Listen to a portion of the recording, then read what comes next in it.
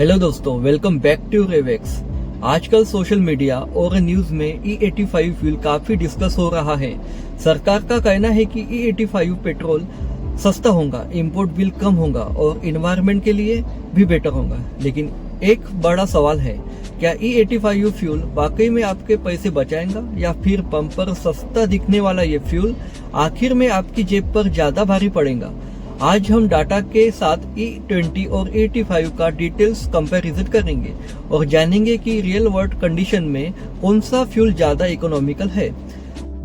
सबसे पहले समझते हैं E85 फ्यूल क्या होता है। E20 मतलब पेट्रोल में 20% इथेनॉल और 80% पेट्रोल, वही E85 में 85% इथेनॉल और सिर्फ 15% पेट्रोल होता है। एथेनॉल शुगर केन और एग्रीकल्चर प्रोडक्ट्स से बनाया जाता है, इसलिए सरकार एथेनॉल ब्लेंडिंग को प्रमोट कर रही है ताकि क्रूड ऑयल इंपोर्ट कम हो। और देखते हैं फ्यूल प्राइस। E20 फ्यूल की प्राइस है पुणे में 112 पर लीटर, जबकि E85 फ्यूल की प्राइस है 82 रुपीज पर लीटर। मतलब E85 petrol 20 rupees per litre सस्ता है। पर बहुत लोग सोचते हैं कि E85 फ्यूल यूज करने में उनकी फ्यूल कॉस्ट ऑटोमेटिकली कम हो सकती है, लेकिन असली गेम फ्यूल प्राइस का नहीं, माइलेज का होता है। अब आते हैं माइलेज पर। E20 फ्यूल पर जिक्सर SF 250 लगभग 38 किलोमीटर पर लीटर का माइलेज देती है। वहीं E85 फ्यूल पर माइलेज गिरकर 28 किलोमीटर पर लीटर हो जाता है, यानी लगभग 24.4% का माइलेज ड्रॉप। यही बहुत बड़ा डिफरेंस है। रीजन सिंपल है, एथेनॉल की एनर्जी डेंसिटी पेट्रोल से कम होती है, इसलिए इंजन को सेम पावर प्रोड्यूस करने के लिए ज्यादा फ्यूल कंजम्पशन करना पड़ता है और वजह से माइलेज कम हो जाता है। Important calculation, cost per kilometre.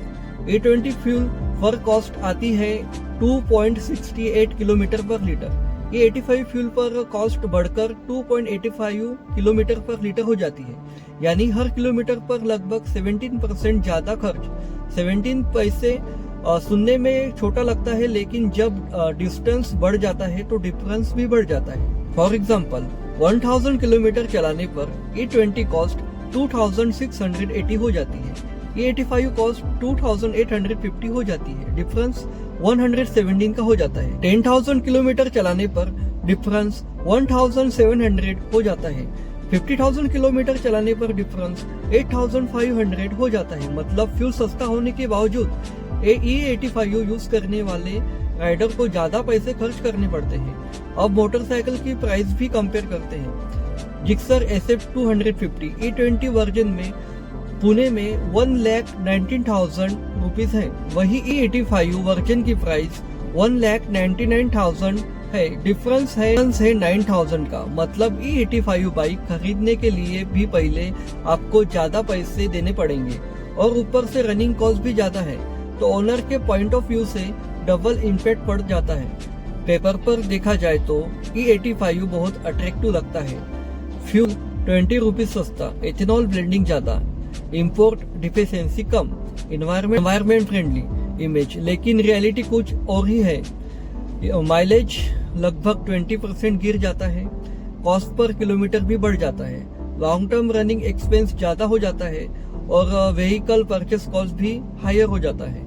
यानी कंज्यूमर के लिए डायरेक्ट फाइनेंशियल डिफरेंस नजर आता है।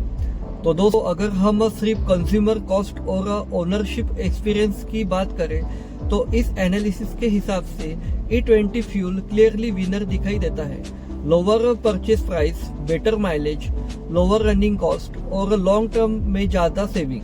हाँ, E85 की कुछ नेशनल लेवल बेनिफिट हो सकते हैं, जैसे कि एथेनॉल प्रोडक्शन और ऑयल इंपोर्ट रिडक्शन, लेकिन एक नॉर्मल राइडर के लिए सबसे इम्पोर्टेंट हो जाता है उसके जेब पर कितना असर पड़ता है।